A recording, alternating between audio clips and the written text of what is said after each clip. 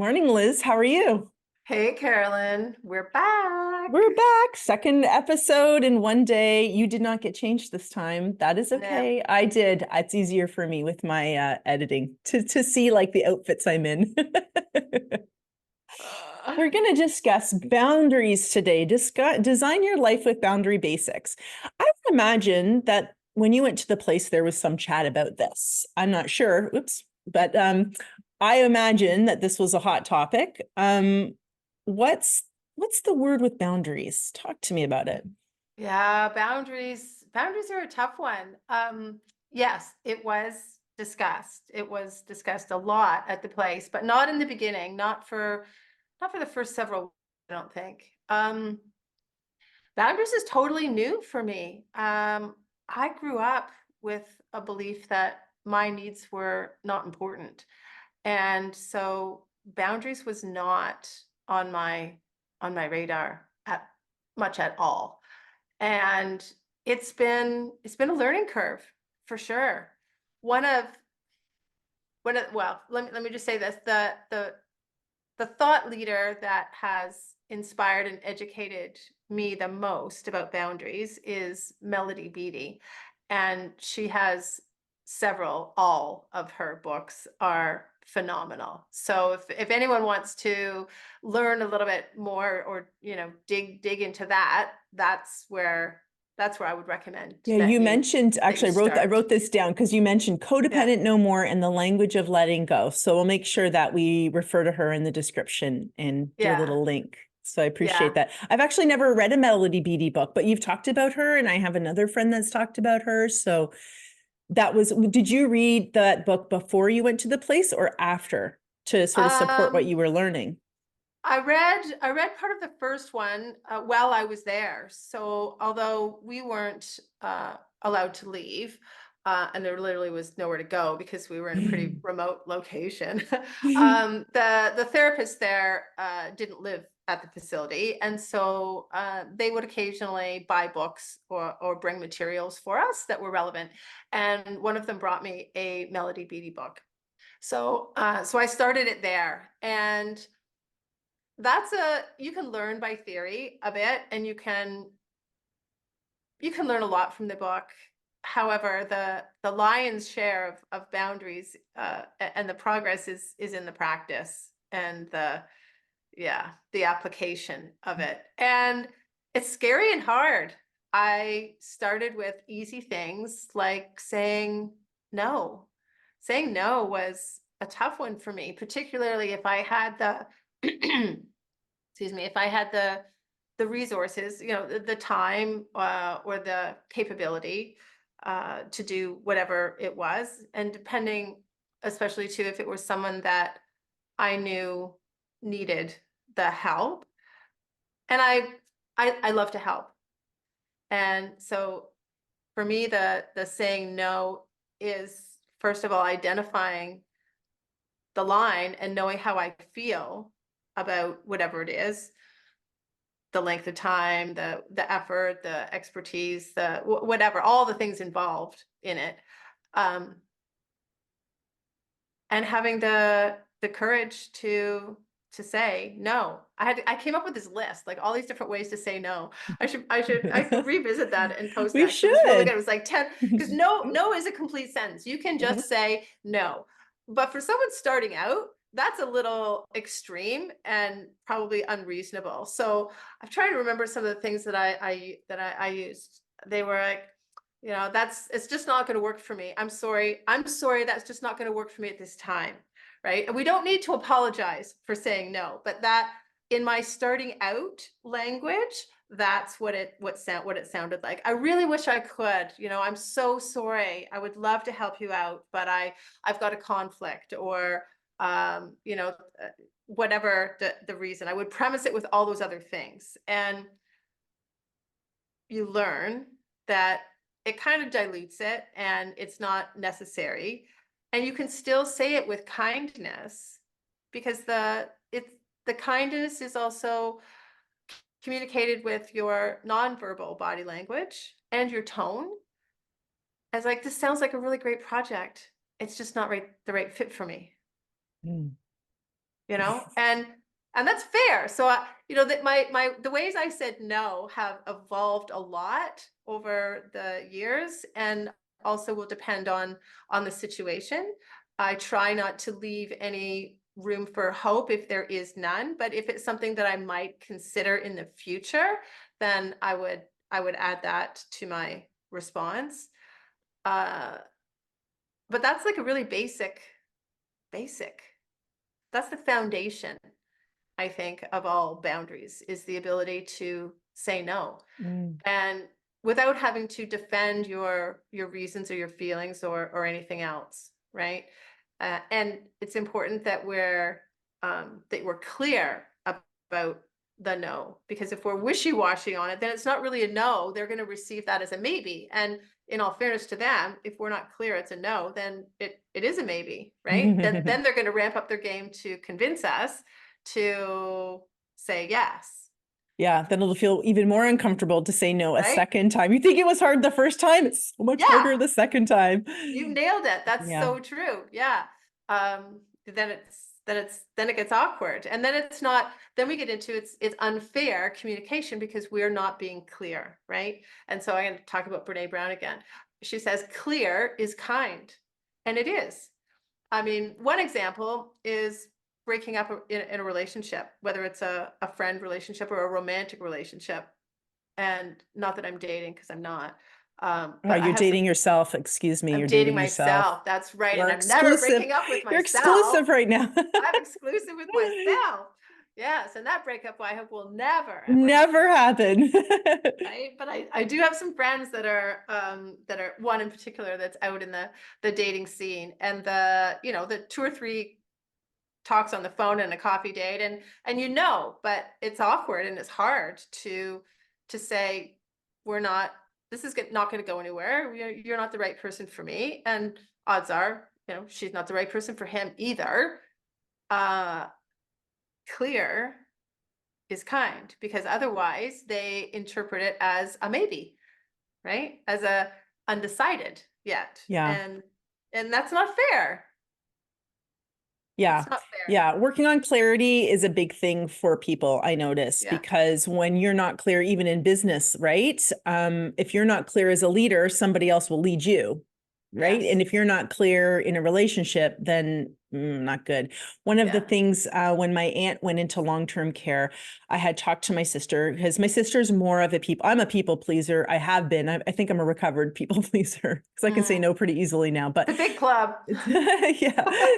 My sister's still a people pleaser. She's just very generous. And one of the things I said to her about taking care of my aunt in long-term care as the primary caregivers was that we would never feel sorry. This was coming from me. This is not something she created. I said, we can only give so much of ourselves when we go. And if we're not in a frame of mind the day that we're supposed to go, then we are not to go. We need to stay home. We don't go, because then we'll bring energy to my aunt that doesn't serve me, doesn't serve her. And then the visit's a bust anyway. So we might as well have just stayed home and done that. And at first, I think it was a little bit tricky for my sister to say, today I need to take care of myself, that kind of thing. But I'm really proud of us, because really throughout my aunt's long-term care stays, even we each were going 3 days a week at first. And then when she had settled in, we decided it was too much and we were going to go 2 days a week. And then when my sister, at times, I was able to go more often. And here's the other thing that helped with us because of this is, in the past, old Carolyn would have been pissed that my sister was taking time off and I was doing more for my aunt, blah, blah, blah. It's not fair, but like, no. But this Carolyn set the guideline with her sister. And this Carolyn said, no, we're not going to go if you're not feeling well, or you're not up to it, or you can't, or whatever else. Your life still comes first. And I know that my aunt, deep, deep in her soul, even though her dementia wasn't talking like this, would have wanted us to not have given one extra second of ounce of effort that we didn't have to give. And I just knew in my heart that was a lesson I think she would have liked to have learned in her life. At times, I think she did learn it, maybe not always. I'm not sure actually if she was an overgiver, because because I don't know. But I know that that's a lesson that women in general, well, men too, but women have a harder time with, because we're nurturers and caregivers, and it really served us well. And I know at times it was hard for my aunt, because when she wanted us, Wow. but Yeah. it's like you mentioned it in a couple sessions ago, a couple episodes ago, about the airplane mask, right? Because if you don't take care of yourself, if you're saying yes to Well, everybody else, how can you say yes to yourself? You can't do everything. it's easy in theory, and it's everybody understands it in theory, but it's a lot more difficult to walk the talk. And Mm. kudos to you, Carolyn. That is like some high level boundary behavior. Like that's so impressive. And yeah, I love that. That's Thank that's you. really, really great. Well, it worked out well, right? That Well, worked well. yeah, because the thing about our boundaries, it's the way I think about boundaries, it's the way that we protect and share. So it's both, is protecting and sharing the resources that we have. And those resources fluctuate at different times a day, and over the span of years, and with everything else that's going on. Um, and resources include our time, our money, our expertise, our bodies, our heart, voice, power, our everything that we have to offer. And it's different. Boundaries are different. They're such a unique thing, and we can look to other people for some guidance and inspiration, and we can talk to our friends, people that know us really well, maybe to have conversations. But the coming up with our boundaries is a really unique experience, because nobody knows us better than ourselves, right? Um, Yeah. and those resources fluctuate. I mean, sometimes when we that's the other thing about self-care, is that when we fill ourselves up and we look after ourselves first, then we have more of our resources to share, and we can rally sometimes, and stretch our boundaries on occasion if we need to, because emergencies happen sometimes, and sometimes we need to be there for a loved one, and it depletes our resources to do that. And it may even be a boundary violation. Like normally we would not do that, but this is an emergency. This is a crisis. When we're full, we have more of that to dip into, if that makes sense, right? Yeah. So boundaries, they need to be expressed. I mean, it's only fair that people know our boundaries. Like you said to your sister, you expressed them, right? Mhm. And then you implemented them, and you didn't have to really defend it. Sometimes we have to defend boundaries, but I don't know, was your aunt upset ever that you didn't go? Did she say, hey, how come you didn't come yesterday? I was expecting you. um Yeah, she would sometimes say it, and I just say, "Oh no, our guideline is if we can't do it, we can't do it." And I'm sorry yeah, that we couldn't be there. And you can right. always call us. That was the one thing that then we tried to say, "Oh, when we can't go, then we'll put an extra phone call, or that kind of thing." So we not that we tried to make up for it, because we couldn't always, but and then sometimes it was during COVID too, and it's a long-term care facility. So even if COVID's not happening, you might have a break. What's it called? Like a break. Is it called a breakout? Like when somebody gets a cold, what's that called? And they like Yeah, shut down the yeah. unit. Breakout. They might have, that doesn't sound like right, but anyway. No, it's outbreak. Outbreak. I'm saying I it was like, off. it's something like that. I'm like, Yes, this doesn't sound yes. great, right? It's an outbreak. Yes, When they the have outbreak outbreaks, happens and and the they, unit gets yeah, shut down, and then you can't go yeah, see them, right? Like, right. Yeah, so yeah. yeah. Well, Yeah. I went a similar journey with my mother, and Yes. but I didn't have any boundaries at the time. And so not only did I drop what I was doing and go down to Mexico to find her, and I hadn't spoken to her in well over a year. She had told me to go fuck myself, basically. I hadn't spoken to her for, yeah, over a year. And she had a minor stroke in Mexico. And her friend called me and said, you need to come down here and rescue her and get her. And so there's an emergency situation. Yes, I hadn't spoken to her, but I'm her daughter. I'm the only one, yeah, that could go and do it. And so I did. But where the no boundary part came in, not too long after that, she had a massive stroke and was in the hospital. And I was there every single day. I think it was at the, I don't know, 3 or 4 month mark. Like I was literally every single day, and I was not holding up well at all. And Yeah. and Of I and course. I had no boundaries to not do that. And she had aphasia. Somebody had to be there to be an advocate for her. She couldn't stop talk for herself. She couldn't even ring the bell.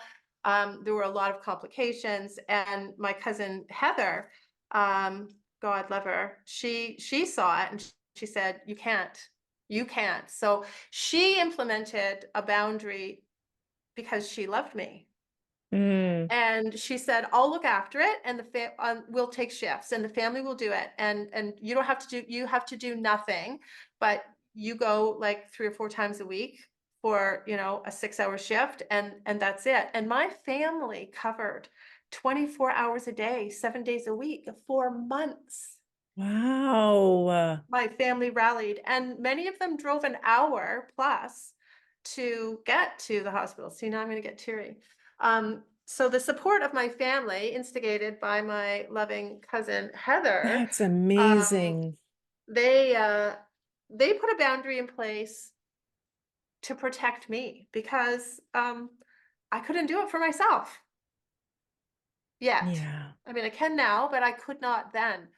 Um, Yeah, so, similar experience, very different journey, with Yeah, caring that's for so somebody beautiful. in long-term care, right? So, Yeah. That's so lovely that yeah. to hear that your family stepped up and that they supported you that way. Yeah, they all did. Aunts, uncles, cousins, um, married to cousins. Yeah.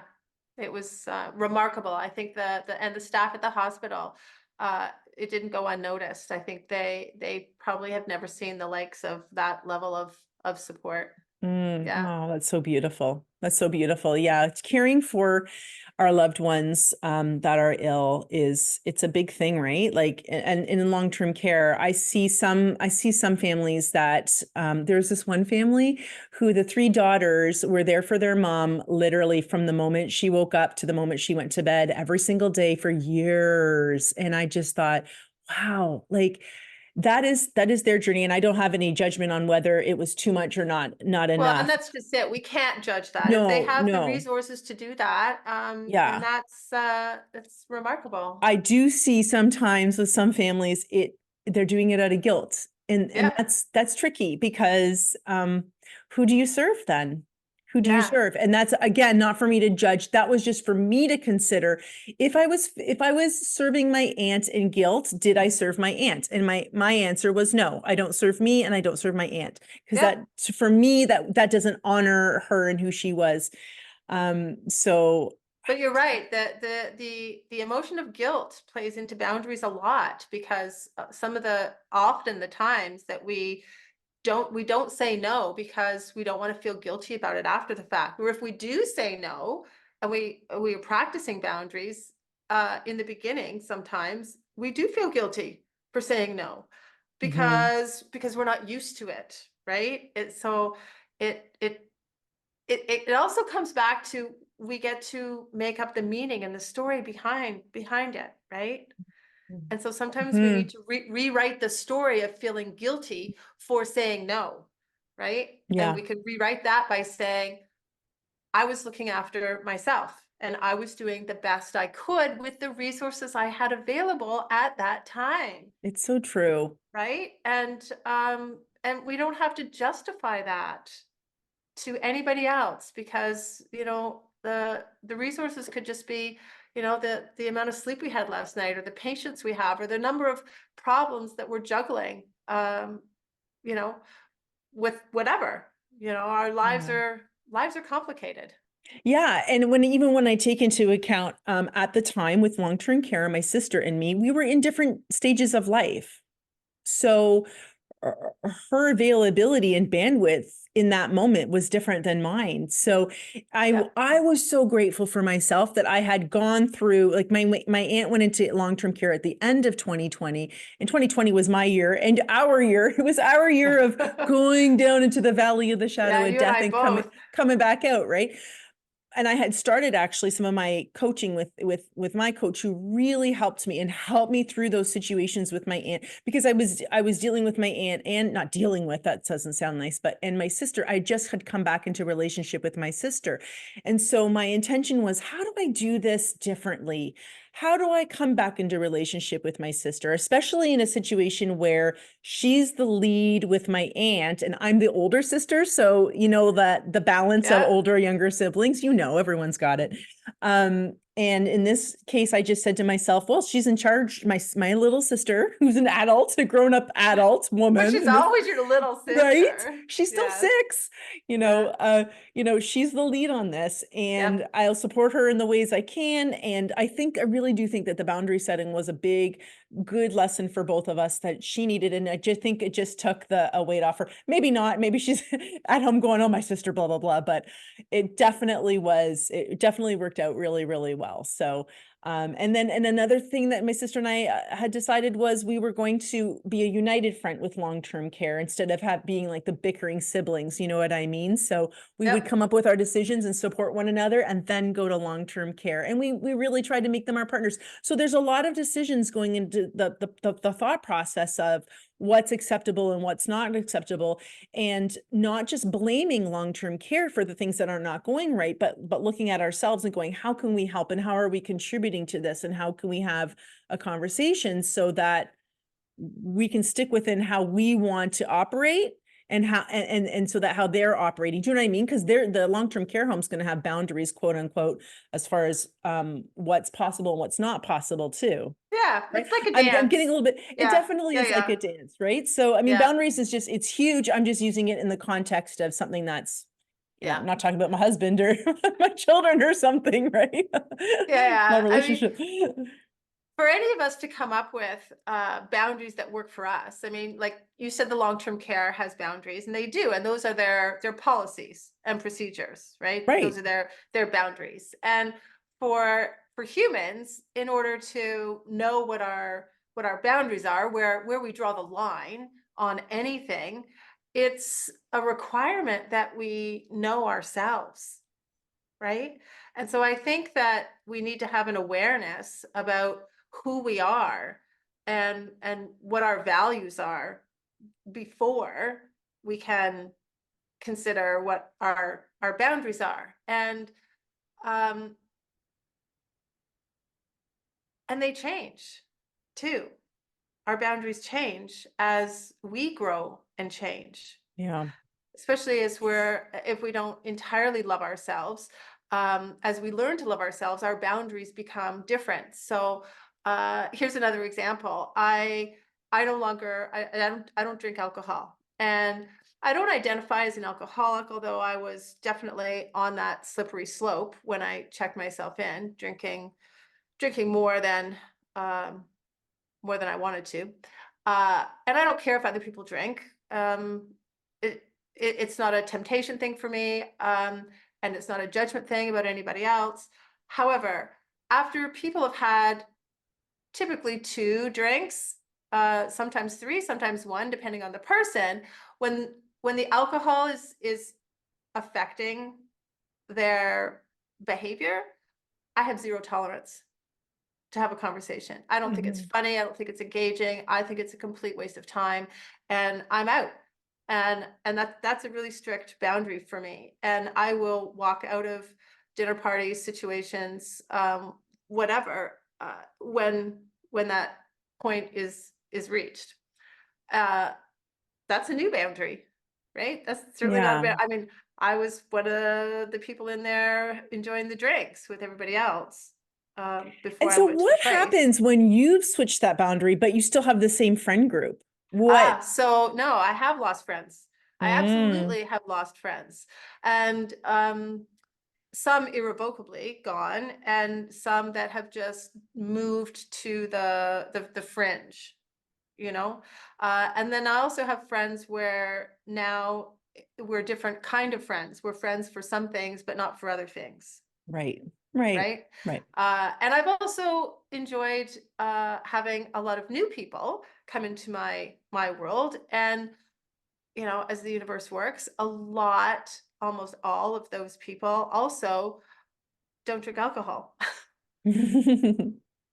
Yeah, yeah. You Works out know, well I for us mean, because we neither, I mean, I will yeah, have an occasional, but not that much. I'm not, alcohol doesn't do it for me. So yeah. that was so perfect when we went away together because I'm like, oh, good. Thank God she's not going to drink. Right? So that would be Yeah. that would be a boundary for me. I would never go to an all-inclusive resort again, and I wouldn't travel with somebody who drank, you know, 2 or 3, 4 glasses of wine every night, which is a lot of people. Yeah. And not that some of them I don't still love them and they aren't my friends. I just don't want to I don't want to live my life that way, and it's just not enjoyable for me, Yeah. Yeah. I right? get it. I get it. I Yeah. get it. And there's, I also notice with you, it's your preference. It's what you choose for you, but I have never gotten any judgment. Like I don't feel the judgment. I've been with you like around people who drink and I don't feel like you're in judgment of them. It's just, oh no, this is not for me. And I appreciate that about you because sometimes as we're working on boundaries, there can be judgment like, oh no, I'm not going to be around that. And it's not about that. It's about what's comfortable for you and the other person can do whatever they want for themselves and that's okay. Absolutely. Yeah. Yeah. Yeah. I mean, we all it's we live a life of free choice and free will. So yeah. The judgment around that, thank you. I appreciate you saying that. That's I feel kind of handled. I still battle with judgment around other things and other people and myself. So that's an Yeah, ongoing. but I've noticed like our time together, you really are very careful with your words and careful with how you say things about people. You're like you're just such a sweet, no, I'm not such a sweet person, but it's a practice, right? Like that has been a Yeah. practice and I'm just saying I noted it. I noticed it. Thank I you. noticed that Thank you you. I will didn't. take that compliment, and it is heartfelt. Thank you very much. Yeah, boundaries is still a tough one, but it gets a lot easier with practice. Yeah. It Yeah. absolutely does, and yeah, it helps us find our tribe too when we implement our boundaries. Yeah. Yeah. Well, I think this is a great place to end. I really appreciate chatting about this today. It's been good. Actually, for me, it's a nice walk down memory lane. I'll talk any chance to talk about my aunt. I love it. But Yeah, now well, that that she's was it. gone. It was But great today. Thank yeah, you, yeah. Carolyn. Thank you so much. Thank I you. hope you have a wonderful day. Take care. Okay, Okay, bye. bye.